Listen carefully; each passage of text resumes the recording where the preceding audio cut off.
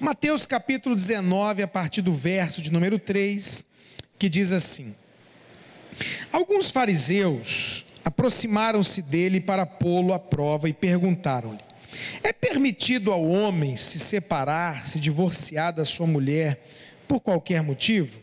Ele respondeu: Vocês não leram que no princípio o Criador os fez homem e mulher e disse: Por essa razão o homem deixará pai e mãe e se unirá à sua mulher e os dois tornarão uma só carne? Assim eles já não são mais dois, mas sim uma só carne. Portanto, o que Deus uniu, ninguém o separe. Perguntaram eles: então por que Moisés mandou dar uma carta de divórcio à mulher e mandá-la embora?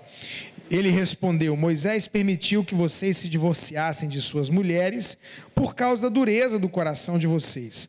Mas não foi assim desde o princípio. Eu digo que todo aquele que se divorciar de sua mulher, exceto por imoralidade sexual, e se casar com outra mulher, está cometendo adultério.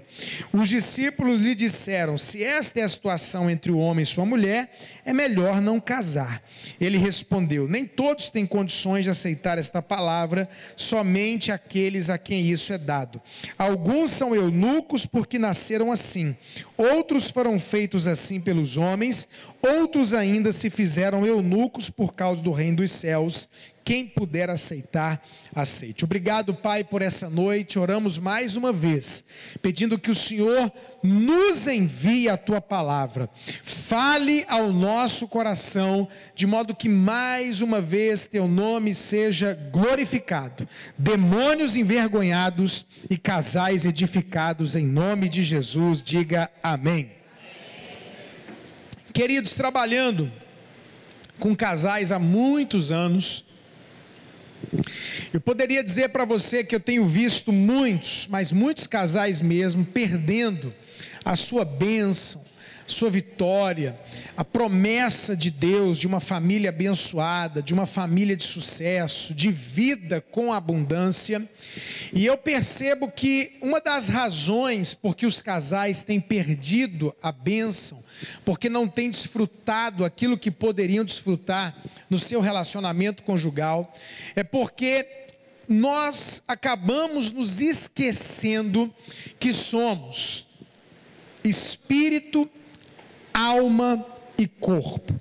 E como espírito, alma e corpo, é lógico, a gente tem que parar para lembrar e perceber que nós vamos acabar enfrentando lutas e desafios em todas as áreas da vida, inclusive no casamento, na família, nas três áreas: espiritual, emocional, física e material. Então o desafio, ele é nas três áreas. Porém, você há de concordar comigo, de convir comigo, que quando a gente se converte, há uma tendência da gente sempre valorizar o espiritual. E a gente começa, sem perceber, a achar que tudo é espiritual. Então existe uma coisa nas pessoas quando vem para a igreja, de começar a ter problema com o carro, é o demônio. Começa a ter problema de saúde, é o demônio. Começa a ter problema na família, é o demônio. E a gente começa a atribuir todo tipo de problema que a gente enfrenta ao demônio. Eu conheci agora uma pessoa, até fora do Brasil, e ela me confessou: pastor, eu sou pregadora do evangelho, viajo o Brasil e outras nações pregando, e eu sempre falei mal das pessoas crentes que dizem que tem depressão, problema emocional. Sempre falei que isso era ou frescura ou demônio. Mas pastor, acabei de viver uma situação e eu tive que tomar remédio e eu tive que procurar um especialista, e tudo aquilo que eu pensava caiu por terra. Porque é claro, irmãos, que se nós somos espírito, alma e corpo, há momentos em que a gente vai enfrentar algum tipo de problema que tem a ver com a alma e não é espiritual. Alguns momentos que tem a ver com o corpo e não é emocional. Alguns momentos que é espiritual e não é alma, não é emocional. E eu vejo muitas vezes gente tentando expulsar demônio, quando o que precisava era de um psicólogo. E vejo muitas vezes gente dando remédio, quando o que precisava era expulsar um demônio. Você está entendendo? A falta de discernimento do que é cada coisa. Às vezes as pessoas não estão administrando bem suas finanças e colocando a culpa da dívida no Satanás. E o Satanás não tem nada a ver com a sua má administração financeira. Ou então, às vezes, está querendo lidar com algum tipo de situação que o que precisa é de uma ação espiritual para quebrar algo que está travando sua vida financeira, e você está tentando ler livro de administração. O resumo dessa história é: tem coisas que são espirituais, tem coisas que são emocionais, tem coisas que são naturais. Mas a gente, quando se casa, até nas questões do casamento, quer tratar tudo como espiritual. E aí sabe o que acontece? Com o tempo, a gente descobre que nem tudo é espiritual, mas o que a gente acaba fazendo? A gente acaba assumindo uma postura e um papel de fazer de conta que está tudo bem. Porque normalmente os crentes vão ter dificuldade de assumir seus problemas familiares, seus problemas conjugais, seus problemas sexuais, seus problemas de conflito. Por quê? Porque afinal de contas, pastor, eu sou crente, ou eu sou líder na igreja, e aí o que acontece? A gente acaba fazendo de conta, ou tendo atitudes que parecem que está tudo bem, porque a gente já orou tanto, já jejuou tanto, já leu tanto a Bíblia e não resolveu o problema, que a gente não sabe como resolver. E aí a gente chega na igreja de mão dada, a gente aparenta para as pessoas que o nosso casamento vai bem, a gente faz piadinhas com a área da intimidade sexual, como se tudo tivesse maravilhoso, quando na verdade não está, e a gente começa a fazer esse tipo de situação, e a gente não é muito bom para confessar os problemas, as lutas que a gente está enfrentando. Por exemplo, gente, casamento é bom demais, né? Casar é de Deus, casar é maravilhoso, mas casamento dá trabalho. Viver a dois é um grande desafio, e não é só a parte espiritual. Você vê, irmãos, as pessoas se casam, e a gente está num país que é do tamanho de um continente, né, enorme o Brasil, e as culturas são muito diferentes. Mesmo dentro da mesma nação, com a mesma língua, você sabe que a cultura aqui do Pará, para a cultura do Paraná, a cultura do carioca, do Rio de Janeiro, para a cultura do brasiliense, lá de Brasília, gente, até a linguagem, se vocês nunca foram no interior de Minas Gerais, se você vê dois mineiros lá no interior conversando mineirês, você nem entende muita coisa do que eles estão querendo dizer. Expressões que são faladas lá em Minas, que são faladas aqui, e que quem é de outra cultura nem entende, nem sabe, né? Eu estava falando, pastor Heber, de um camarada que faz comédia lá no sul, falando de um doce chamado sagu. Quem já ouviu falar desse doce chamado sagu? Aí, ó, pastor Heber, existe o sagu, mas tem muita gente que não sabe nem como é que é o sagu, como tem muita gente que não sabe como é que é o cupuaçu, e por aí vai. Então a nossa cultura, ela é muito, muito diferente. Quando você pensa em juntar duas pessoas para morarem junto o resto da vida, casar, você já pensou, irmãos, que homem diferente, homem e mulher já são tão diferentes, aí você ainda coloca culturas diferentes, né? Por exemplo, você casa um nordestino com uma mineira. Vocês são nordestino e mineiro? Olha só, eu não sei, e é nordestino e mineira. Então, normalmente, pode ter exceção, claro, mas normalmente a cultura nordestina, a cultura do norte também, o povo é alegre, não é? O povo é falador, no Nordeste o povo fala alto, o povo gosta de estar na casa um do outro, é comum você ir para a casa do vizinho, o vizinho vir na sua casa, comer junto, falar alto, né? E vai para uma praia e leva a farofa junto, e leva a comida junto, e aquela festa, aquela alegria, é uma característica do nordestino, de estar perto e tal. Os mineiros já não são assim. Os mineiros são mais calados, os mineiros são reservados, os mineiros são desconfiados, os mineiros são tradicionais. Normalmente mineiro, irmão, mora na mesma casa a vida toda, estaciona o carro no mesmo lugar, senta no mesmo banco da igreja. O mineiro, quando alguém senta no banco dele na igreja, ele acha ruim. Por que a pessoa sentou na minha cadeira na igreja, né? Parece que a cadeira é dele, ele está acostumado a sentar ali. O mineiro, ele é daquele tipo, normalmente, que é capaz de atravessar um rio com um sorrisal na mão, sem molhar o bichinho, né? É característica da cultura, não de todos, mas da cultura é. Então, você casa ali duas culturas muito diferentes. Imagina como é que vai ser o casamento dessas pessoas, né? Imagina lá, o mineiro casou com o nordestino casou com a mineira, foram para a lua de mel, voltaram da lua de mel, e aí a mineirinha falou: não, eu vou ficar aqui em casa, vou arrumar a nossa casa, arrumar o almoço. Ah, não, eu vou lá na igreja ver os irmãos, né? Porque quer falar, quer conversar, quer contar vantagem que arrebentou na lua de mel, que é o cara.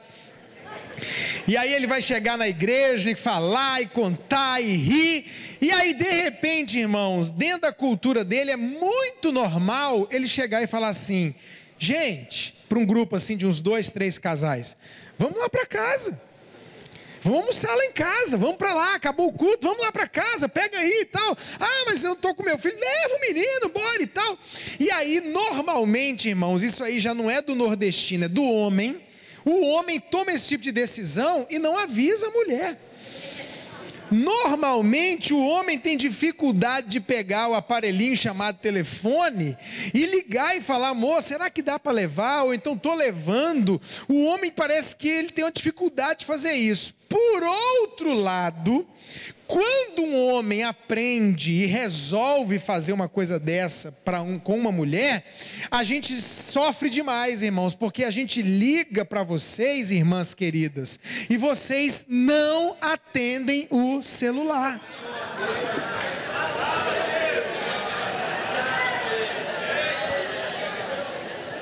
É engraçado como as mulheres não atendem, a maioria não atende o celular. Você está ligando aqui, o homem já tem dificuldade de fazer, mas aí ele liga. Quando ele está ligando, ele começa a falar: meu Deus, por que ela não atende o telefone, né? Eu já passei muito por isso. E eu já vi cenas em salão de beleza, na igreja, nas viagens, né?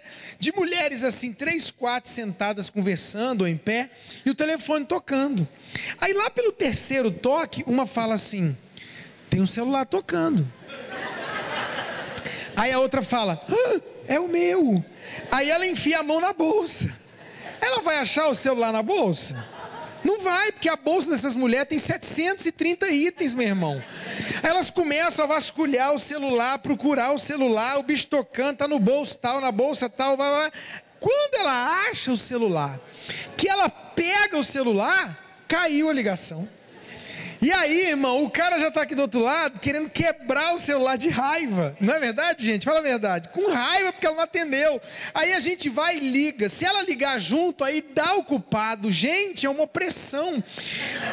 Ou então, aí você liga, quando ela atende, aí você já não está mais com o espírito para falar: ô amor e tal. Você fala: por que você não atendeu o celular? Aí ela: calma, nossa, que grosseria. Mas que coisa, não é não? E a gente começa ali já uma briga, misericórdia. Então o cara nem avisa a mulher e de repente ele chega na casa dele, depois da lua de mel, com a esposa de Minas Gerais, aonde meu sogro é mineiro. Um dia meu sogro chegou em casa e me viu na cozinha e ele perguntou para a Maíla: por que você... Eu estava no início do namoro. Por que você trouxe ele na cozinha? Tipo, a cozinha é lugar sagrado para o mineiro. Só entra gente muito íntima. Então... está lá o nordestino chegando com os irmãos em casa, acostumado com a cultura dele, de estar sempre na casa um do outro e tal. O que ele vai fazer? Ele vai falar assim: amor, trouxe os irmãos para almoçar com a gente.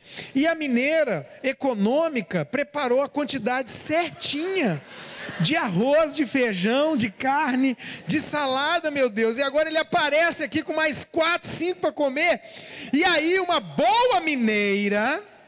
A mineira puro sangue, você acha que ela vai brigar? Você acha que ela vai fechar a cara?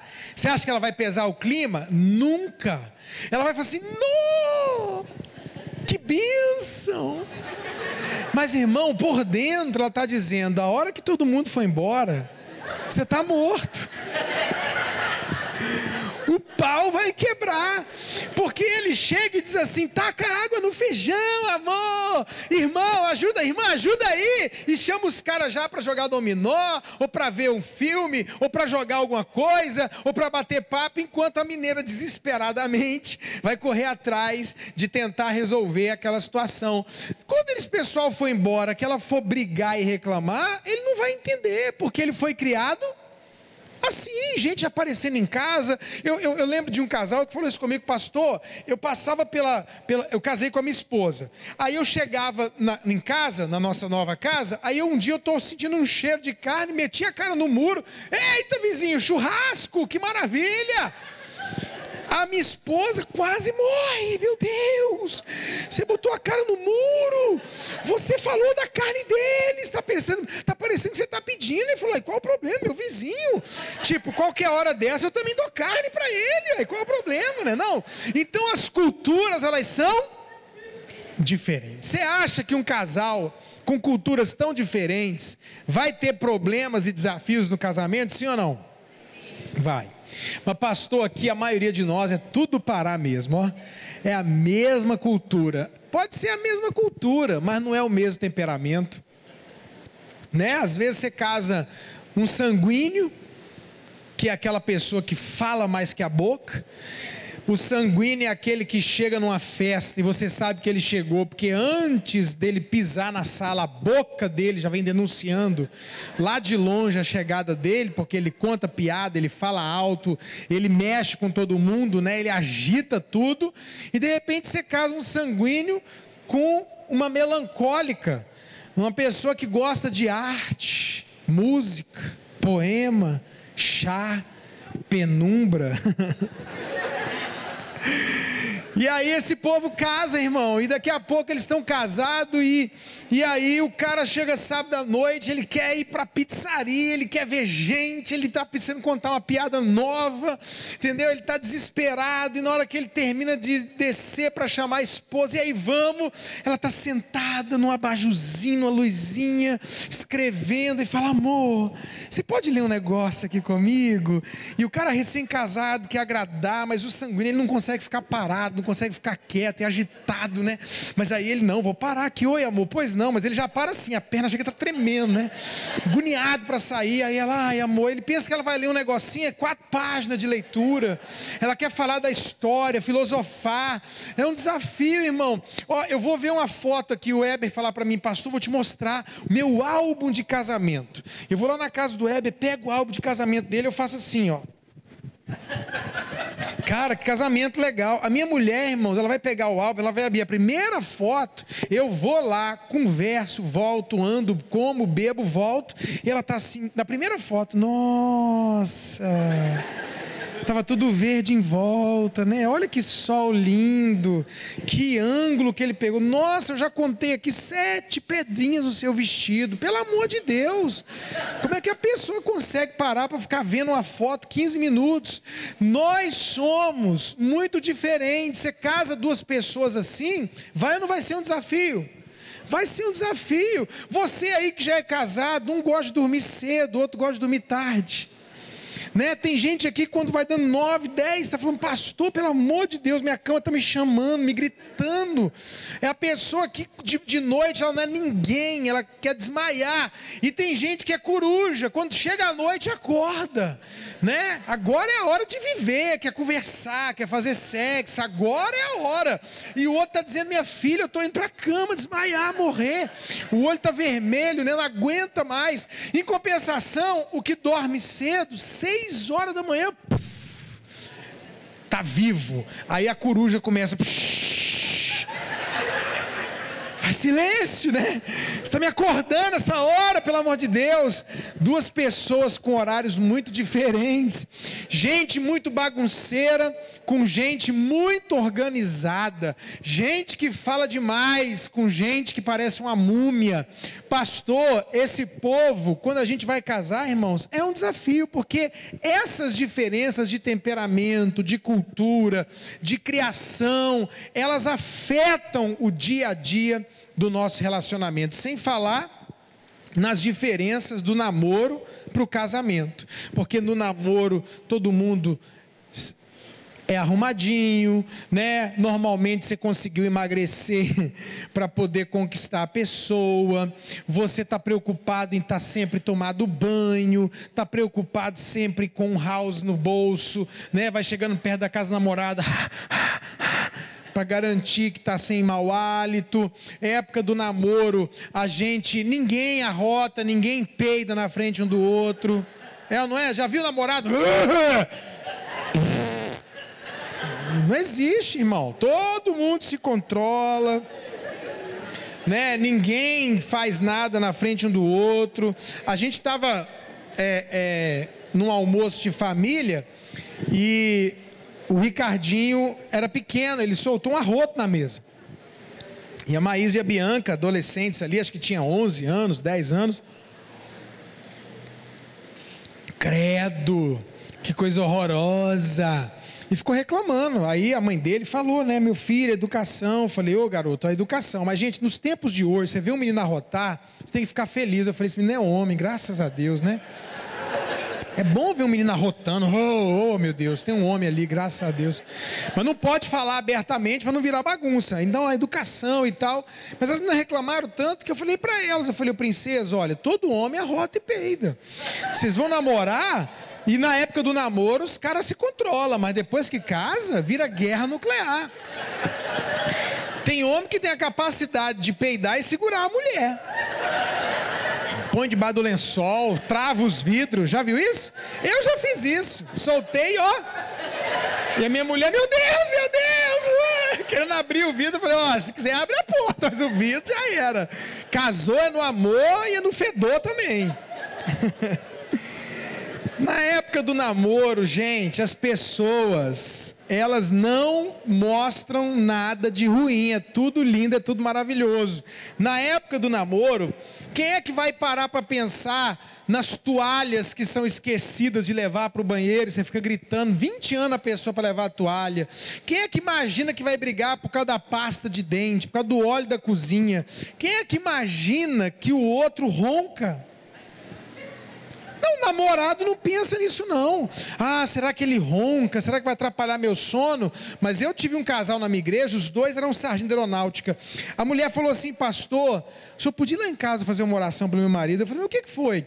Pastor, meu marido quando ronca, não tem condição dele estar sozinho, tem mais gente dentro dele. Porque uma pessoa só não faz aquele barulho. E eles dormiam separados, porque ela não dava conta de dormir com ele. Ele fez 1000 tentativas, acho que no final ele operou lá, achou um negócio lá e resolveu. Então, a pessoa não para pensar no ronco, não para pensar no chulé, não para pensar.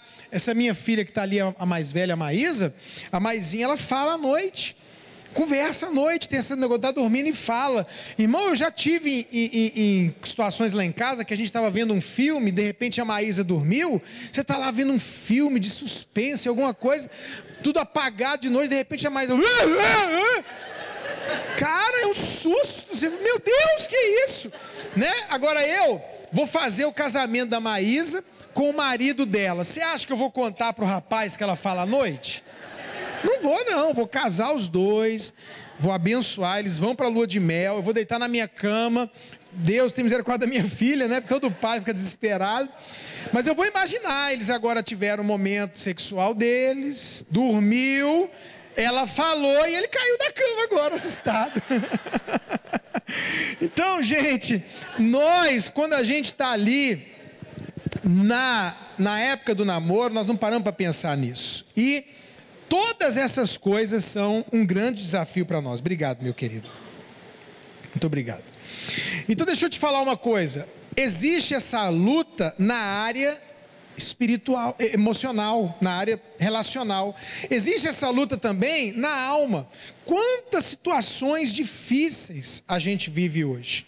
As pessoas com vontade de desistir, as pessoas com depressão, as pessoas com vontade de suicidar, de largar a vida, a família, crise de ansiedade, 1001 situações aonde a gente fica vendo os problemas. A gente vê hoje, as notícias são desanimadoras, né? Agora a nova de hoje, né? Carne podre sendo vendida para as pessoas. Vocês viram isso? Frango misturado com papelão, leite misturado com bicarbonato, leite com aquele negócio de morto, como é que é? Formol, gente, pelo amor de Deus, agrotóxico em tudo quanto é coisa, e morte, e a gente está numa situação, irmãos, de muito negativismo, muitas depressões, problemas emocionais, crises emocionais, muita gente encostada do trabalho. É uma coisa absurda o que há de ataque hoje na área emocional, pessimismo, a rejeição, a raiva, as pessoas andam iradas, brigando, gritam no trânsito, matam por qualquer razão. Há uma luta que acontece nesse negócio do relacional, do dia a dia, dos temperamentos. Há uma luta que acontece na área emocional e há uma luta também na área espiritual. Porque, gente, eu não sei se vocês se esqueceram disso, mas Satanás, demônio, existe. E o diabo, ele odeia as famílias que funcionam. O diabo odeia os casais que se amam. Satanás, tudo que ele quer fazer é tocar e destruir as famílias, porque ele sabe que se ele destruir uma família, se ele destruir um casamento, ele conseguiu afetar gerações, e ele conseguiu trazer instabilidade não só para aquele casamento, mas para aquela família, para aquela sociedade, para aquela igreja. Quando as famílias estão saudáveis, todas as demais coisas ficam saudáveis. Você observa que até as pessoas que não têm Deus, até as pessoas que não têm Jesus, elas dizem que a célula mãe da sociedade é o quê? A família. Então a família é tudo, e o diabo, ele quer destruir os casamentos e as famílias. Eu queria que você olhasse para o seu cônjuge, para quem está perto de você, e dissesse: o diabo existe, e ele quer destruir a sua família. Agora pergunta para essa pessoa: você vai deixar o diabo destruir a sua família? Qual é a resposta que a gente dá hoje, sim ou não? Vamos falar bem forte, eu vou perguntar e você vai responder bem forte. Você vai deixar o diabo destruir o seu casamento e a sua família, sim ou não? Não! Em nome de Jesus declaramos que não, ele não vai destruir o nosso casamento, ele não vai destruir a nossa família, porque se existe um ser maligno, se existem demônios que querem destruir o casamento e a família, existe um Deus maior do que esses demônios que quer abençoar, restaurar e dar vitória para a nossa família em nome de Jesus, amém? Então nós enfrentamos essa luta no espírito, na alma e no corpo. Ô pastor, o que a gente tem que fazer para poder ter o casamento de sucesso? Então a mensagem de hoje, o tema dela é portas para um casamento de sucesso. Eu vou começá-la hoje e vou terminá-la no sábado à noite. Inclusive, queridos, quero avisar que no sábado à noite nós vamos falar sobre abrir a porta para o sexo. Então, se existe alguém aqui, né, às vezes uma viúva, alguém que não tem interesse de ouvir sobre essa parte da sexualidade, aí a gente vai deixar você ir lá para o culto do avivamento que vai acontecer no sábado lá, porque lá a palavra é para os jovens, mas na hora da ministração o fogo cai. Então, como a gente falou, amanhã de manhã, família, todo mundo aqui, mas à noite a palavra vai continuar em cima disso aqui, e a gente vai fechar com abrindo a porta para o sexo. Todo mundo que está aqui pode vir, mas se não for do seu interesse, você vai para lá. Então, a primeira porta que a gente vai tratar hoje é a porta do divórcio. Para termos um casamento de sucesso, a gente precisa fechar a porta do divórcio. O que acontece hoje? As pessoas se casam, elas, como o pastor Luciano falou ontem, e eu falei um pouquinho hoje também, não estão muito preparadas para o casamento, começam as brigas, as diferenças, os desafios, a gente começa a se conhecer um pouco melhor, e quando a gente tem uma briga um pouquinho mais quente, a primeira coisa que vem na nossa cabeça é separação. Nem sempre a gente fala, nem sempre a gente ameaça, mas vem na cabeça: será que eu casei certo? Ah, nossa, eu nunca esperava ouvir isso, passar por isso, não era bem o que eu imaginava, o casamento, ou ele ou ela, e na hora da crise, na hora do problema, na hora do conflito, vem lá na cabeça a separação e o divórcio. E o problema, irmãos, é que os conflitos, eles vão acontecer. Não existe casal na face da terra, nem nunca existiu, nem nunca existirá, que não brigue. As brigas acontecem, as dificuldades existem, os desafios estão aí. Quem esteve aqui ontem à noite, pastor Luciano Subirá falou sobre essa questão de você se preparar para a chuva, para a dificuldade, não ser uma pessoa insensata, que pensa que não vai ter problema. Os problemas surgem. Na hora que o problema surge, a gente pensa no divórcio, na separação. Aí a gente pensa uma vez, aí a gente daqui a pouco pensa uma segunda vez. Alguns começam a falar, a ameaçar. E sabe, toda vez que alguma coisa difícil na nossa relação conjugal surge, é impressionante como a gente pensa como única solução separar, como única solução divórcio, como única solução largar a pessoa. E o que acontece, gente? Enquanto essa porta estiver aberta dentro da sua vida e do seu casamento, não é possível ter um casamento de sucesso. O casamento de sucesso exige que essa porta seja fechada de uma vez por todas. Agora, pastor, por que fechar a porta para o divórcio? Eu quero que você pense comigo algo. Todos nós que estamos aqui hoje à noite, entramos por aquela porta ali. Na hora em que nós encerrarmos a reunião hoje, gente, Deus abençoe, vamos na paz do Senhor. Automaticamente, todo mundo vai levantar e fazer o quê?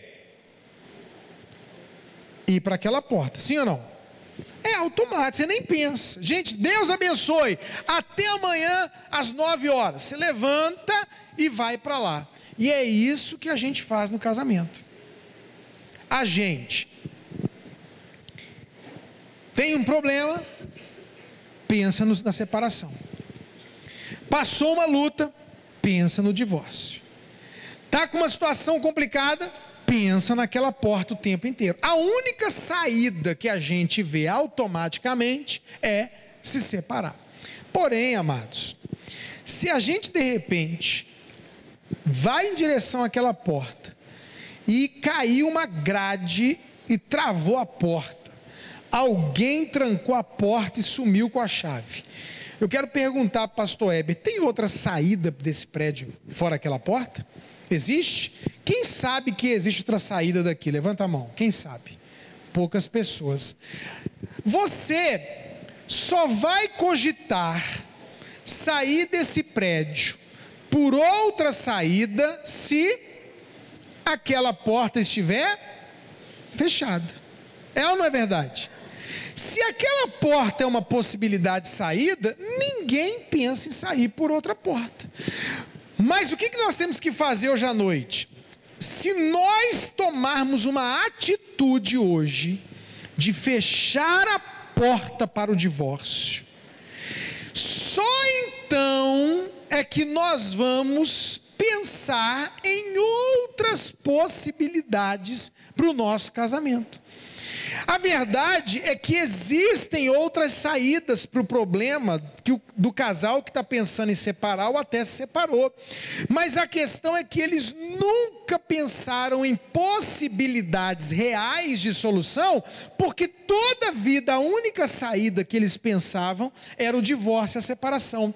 Então, quando eu me casei com a minha esposa, irmãos, e nós dois não viemos de um lar cristão, ela veio de um lar, de uma família com alguns problemas, conflitos grandes entre pai e mãe na época, e eu ainda vim de um lar de pais separados e nenhum dos dois crente.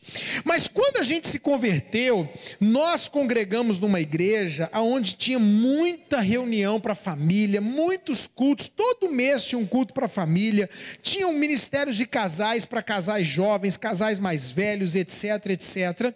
E nós crescemos ouvindo muitas mensagens nesse ambiente, convivendo com esses pastores, e então nós entramos no casamento e nós tomamos uma decisão, nós conversamos e dissemos assim: olha, aconteça o que acontecer, nós não vamos nos separar. A gente decidiu que a gente ia entrar no casamento e ia fazer o casamento funcionar. Decidiu que o casamento ia ser bênção para a nossa vida. Nós decidimos que a nossa vida era: a gente vai orar, jejuar, ler a Bíblia, procurar ajuda, conversar, ler livro, encontro de casais, fazer o que tiver que fazer, mas nós não vamos nos separar. Tomamos essa decisão e nos casamos. E depois que a gente casou, passamos várias situações, irmãos, várias situações aonde deu vontade de falar em divórcio, em separação, onde a gente pensou em ameaçar um ao outro, mas pelo compromisso e pela aliança, dentro da minha casa, fazemos agora em outubro 24 anos de casados, nós nunca falamos em separação. Nunca. Ô pastor, por quê? Porque a gente tomou a decisão. Não é porque a gente tem um casamento perfeito. Talvez a gente tenha enfrentado mais lutas do que você, mais desafios de afinidade do que você, porque somos muito diferentes. Mas tomamos uma decisão. A gente já chegou a fazer a mesma coisa que da história que o pastor Luciano contou ontem. A gente já falou em matar um ao outro. Separar, não. Você está entendendo? Por quê? Porque é uma decisão que você toma. Nós fechamos a porta para o divórcio e jogamos a chave fora. Então, em todos os momentos que a gente enfrentou de problema no casamento, na vida conjugal, a gente olhou para a porta do divórcio e falou assim: bom, como aquela porta não é uma opção, como eu não posso passar por ali, como eu decidi que aquela porta está fechada, por onde nós vamos sair desse problema?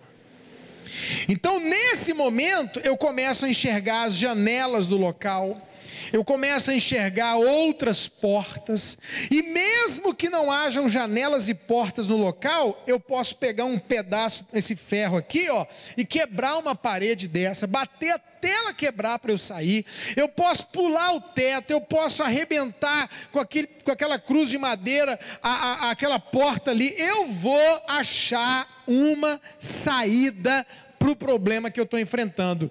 Eu não vou viver mal, eu não vou viver um inferno, eu não vou viver infeliz, mas também não tem opção para mim, como crente em Jesus, como homem e mulher de Deus, o divórcio e a separação. Quem entendeu, diga amém. A Bíblia diz que Deus odeia o divórcio. A Bíblia diz que aquilo que Deus ajuntou não separe o homem.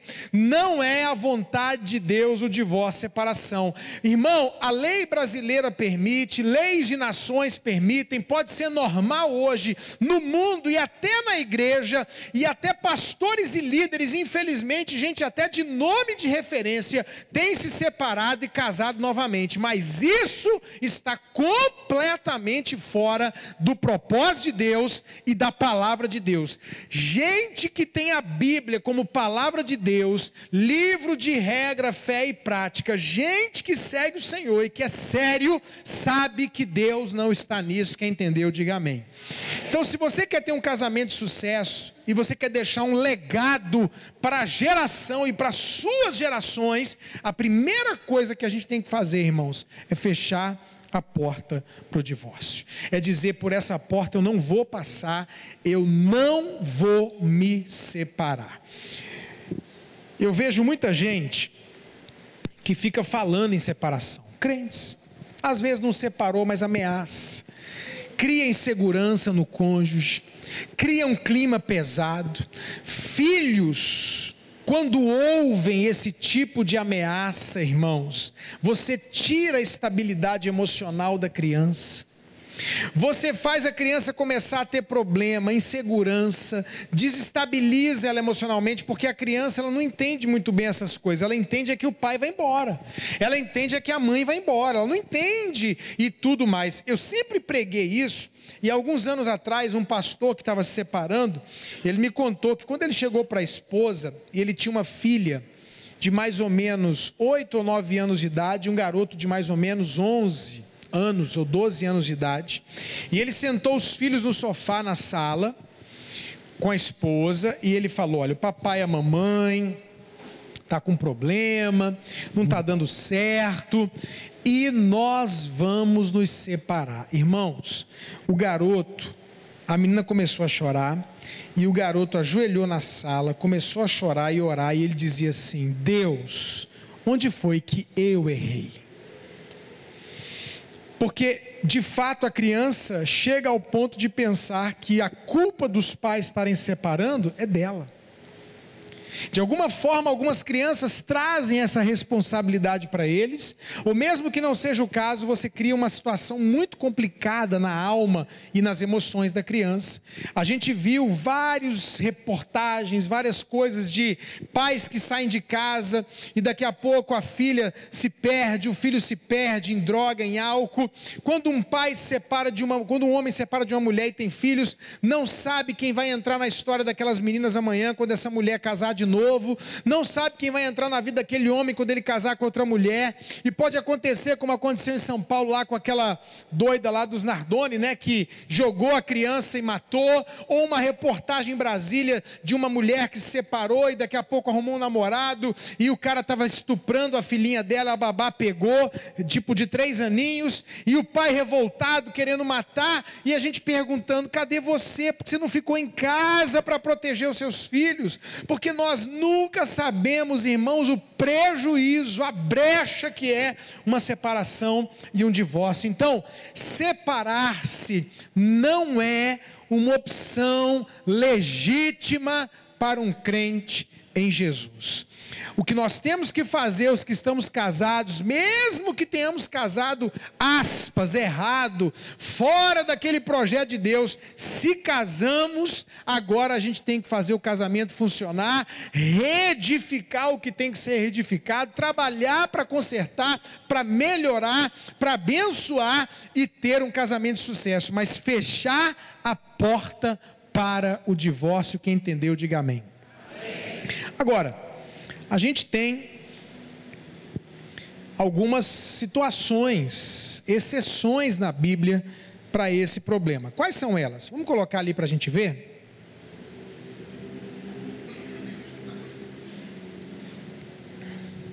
Quando a gente acabou de ler esse texto, a gente viu Jesus dizendo assim, o pessoal perguntou para ele: eu posso me separar, Jesus, por qualquer motivo? Jesus disse assim: olha, não pode se separar por qualquer motivo. Aí ele diz assim: se alguém se repudiar sua mulher, e ele põe uma exceção. Existe uma briga, irmãos, de linhas teológicas de pensamento, e aí são muitas coisas que são questionadas, que são argumentadas, que essa palavra são só para os judeus, e que o adultério traduzido aí não é bem adultério, e etc, etc. Mas deixa eu te falar uma coisa, presta atenção. Nós não temos o original da Bíblia. Ninguém tem. Nós temos cópias e cópias e cópias antigas. Algumas cópias são achadas, traduzidas de forma que dá ênfase à linha que não pode separar em nenhuma hipótese. Essa é uma linha que existe. Talvez você já tenha feito algum curso de casamento que fala sobre aliança e etc. E diz que casamento pode ser adultério, bater, o que for, não pode separar e casar de novo. Essa linha existe. Existe uma linha que hoje é até mais forte do que essa, da liberdade, do Deus te ama, a graça te alcança, né? Pastor, meu casamento não deu certo, então não foi Deus que ajuntou meu casamento, e muita igreja, muito pastor, não entende, não estuda, ou até de má fé, porque está vivendo a situação, sai fazendo segundo, terceiro e quarto casamento aí, à torta e à direita. É uma linha de uma graça que para mim não tem nada a ver com a graça bíblica, tá tranquilo, não é bem assim, e tal, que isso para mim é infernal, absurdo, e eu não consigo entender essa linha da liberdade, que eu posso simplesmente separar e casar quantas vezes eu quero. E existe uma linha que é chamada de linha moderada. Essas linhas não fui eu que criei, elas existem. Essa é a linha que eu adoto. É a linha do meio termo, aonde Deus não quer o divórcio e a separação, mas existem algumas exceções. Eu entendo, irmãos, que se Jesus não quisesse que houvesse algum tipo de exceção, ele não teria falado de exceção. Se Jesus não quisesse exceção, ele tinha falado aquilo ali, pronto e acabou. Mas ele coloca a não ser, com exceção, se tiver tido relações sexuais ilícitas, adultério, se a situação é essa, ele considera isso uma exceção. Então, no meu entendimento, ao ler, conversar, estudar, inclusive com o próprio pastor Luciano, a gente discutiu bastante isso, o nosso entendimento é que, quando há adultério numa relação conjugal, a pessoa traída não deve, mas pode separar-se e casar novamente. Tem pessoas que ficam muito assim com essa conversa, porque às vezes a pessoa trai, o outro decide se separar, e o que traiu não pode casar nunca mais. E tem gente que acha isso um absurdo. Pastor, mas e agora? Como é que vai ficar a minha vida? Aí eu falo, querido, agora você vai fazer o que Mateus 19:12 diz. A Bíblia diz: há eunucos de nascença, eunucos que se fizeram eunucos, e há eunucos que ele mesmos, aliás, que os homens fizeram eunucos, e eunucos que eles se fizeram eunucos. A gente acabou de ler o texto, para quê? Para não perder o reino de Deus. Porque, gente, deixa eu falar uma coisa para vocês claramente. A Bíblia diz que adúltero não entra no reino dos céus. E não está falando de quem caiu em adultério, porque qualquer pessoa na vida que adulterou, ela pode abandonar o adultério, pedir a misericórdia, o sangue de Jesus, ser perdoada, e está tudo resolvido, ela vai para o céu. Quando é que o adúltero não entra no reino dos céus? Quando ele vive na prática do adultério. E quando é que o adultério está na prática, pastor? Quando um homem casado ou uma mulher casada tem amante e vive na prática do adultério, ou quando uma pessoa se separa, casa de novo e o motivo da separação não foi adultério. Jesus está dizendo, se você separar por incompatibilidade de gênios, separar porque acha que não ama, separar porque acha que não é de Deus, separar porque diz que não está feliz no casamento, qual é o motivo de você ter largado seu marido, a sua mulher? Eu era muito novo, eu não amava, te brigava demais, não dava certo, você separou por causa disso, e casou de novo, você está vivendo em adultério. Não pode, segundo as leis do casamento na palavra de Deus, a Bíblia. Então, se a pessoa traiu, eu não estou dizendo que quem foi traído tem que se separar. Eu estou dizendo que pode se separar. Não estou dizendo que deve, na verdade não deve, mas pode. Eu não posso dizer o contrário do que está escrito ali. Então, se a pessoa foi traída, pastor, mas e o perdão? Tem gente que fala, e o perdão? Irmão, o perdão não tem nada a ver com isso.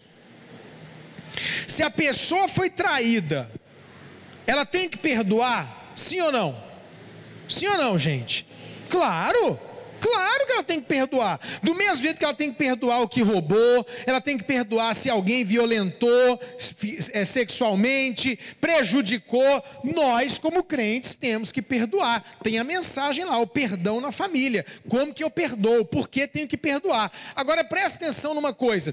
Uma pessoa foi violentada sexualmente, estuprou lá, um cara estuprou uma mulher. Essa mulher que foi estuprada tem que perdoar esse homem? Sim ou não, gente? Mas ela tem que conviver com ele? Tem que ser amiga dele? Não. Quando Adão e Eva caíram, Deus perdoou Adão e Eva? Mas eles continuaram no paraíso? Não. Porque uma coisa, irmão, é perdão, outra coisa é consequência do pecado. E a consequência de quem trai, e por isso eu te aconselho a ler esse livro, Como Evitar de Cair em Adultério. Eu estava num período de 7 dias de jejum e oração, e Deus me deu essa palavra, e Deus falou, olha, por que tem crente, pessoas que amam e chegam a trair o outro? O que eu tenho que fazer para isso nunca acontecer comigo? O que você tem que fazer é não trair, porque se você trair e for pego na traição, o cônjuge tem direito de separar e casar de novo, mas quem traiu não tem mais. E se separar por outro motivo, a Bíblia diz que você vai estar vendo em adultério. Então, separação e novo casamento só em caso de adultério. Discorrer, explicar, fundamentar isso aqui numa pregação não dá. Você tem o livro ali, Divórcio, Novo Casamento, só falando sobre esse assunto, dando toda a fundamentação, grego, hebraico, linhas teológicas, etc. Mas aqui, o que eu quero te explicar é que Jesus colocou uma exceção. Ele falou, olha, se for adultério, você pode até fazer. Fora isso, não pode se separar. Qual é a segunda situação, pastor, que o senhor acha que pode ter divórcio e novo casamento?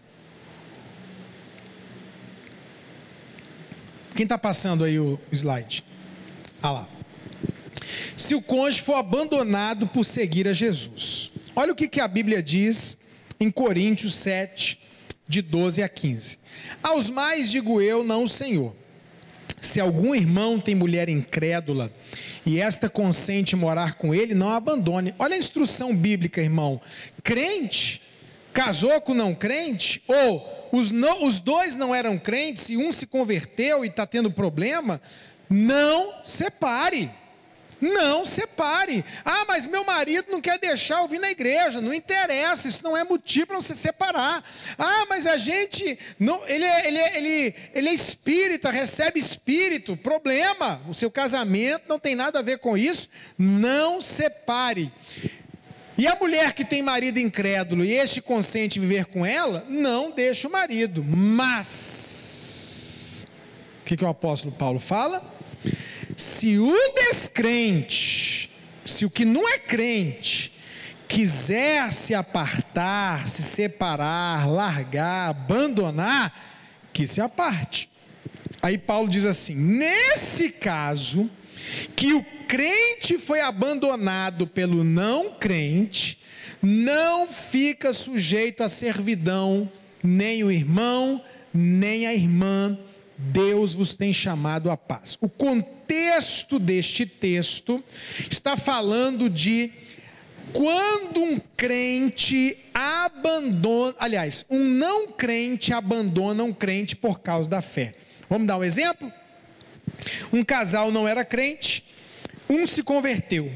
Aí vamos dar um exemplo. O marido vira e fala para a mulher: eu quero que você faça como a gente sempre fez, sexo grupal. Ela: agora eu não faço mais isso.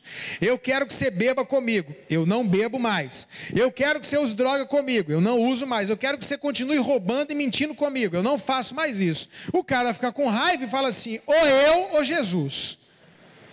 Aí a mulher diz o quê? Jesus, não quero me separar, te amo, mas eu sou uma nova criatura, eu entendi que isso está errado, que tem demônio nessa história, enfim, eu fico com Jesus. E aí o cara fala: então eu vou me separar e vou te largar. Ele está largando ela por causa da fé. Ou ele está largando ela, ou ela está largando ele por causa da fé. Nesses casos de abandono por seguir Jesus, o apóstolo Paulo está dizendo: você não está sujeito à servidão do casamento. Se ele te abandonou, ela te abandonou, você pode casar de novo. Ô pastor, eu sei de outros tipos de abandono.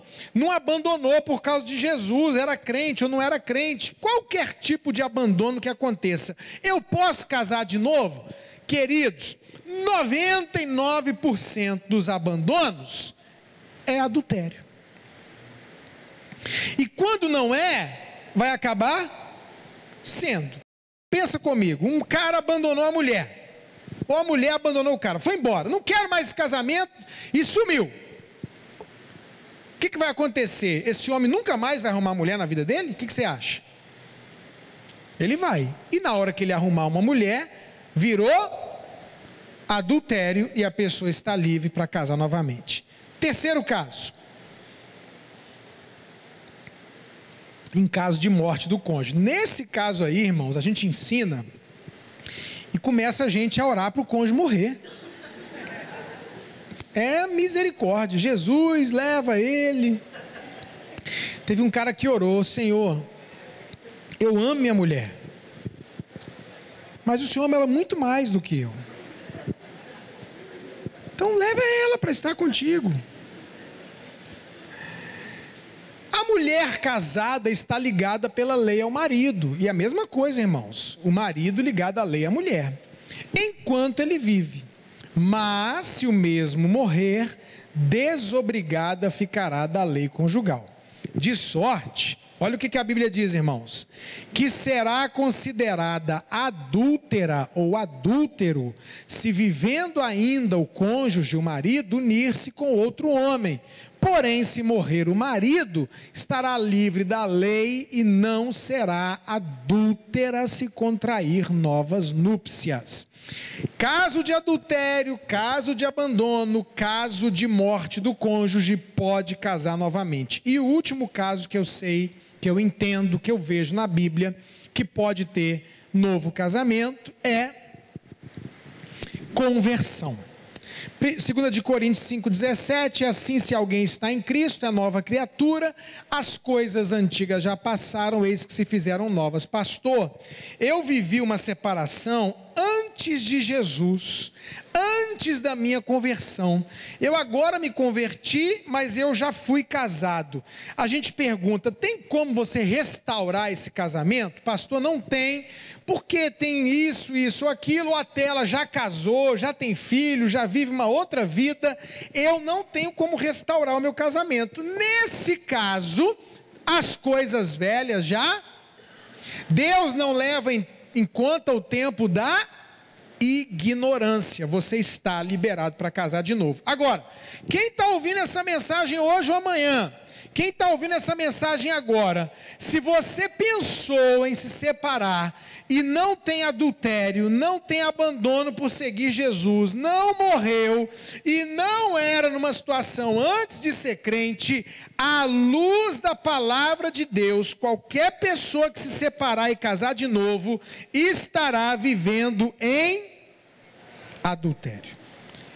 E adúltero não entra no reino dos céus. Então essa é uma decisão e uma coisa muito séria na vida de um casal. Portanto, a primeira decisão que a gente tem que tomar, irmãos, para trazer estabilidade, vitória e sucesso para o casamento, é fechar a porta para o divórcio. Amém? Fica de pé no seu lugar.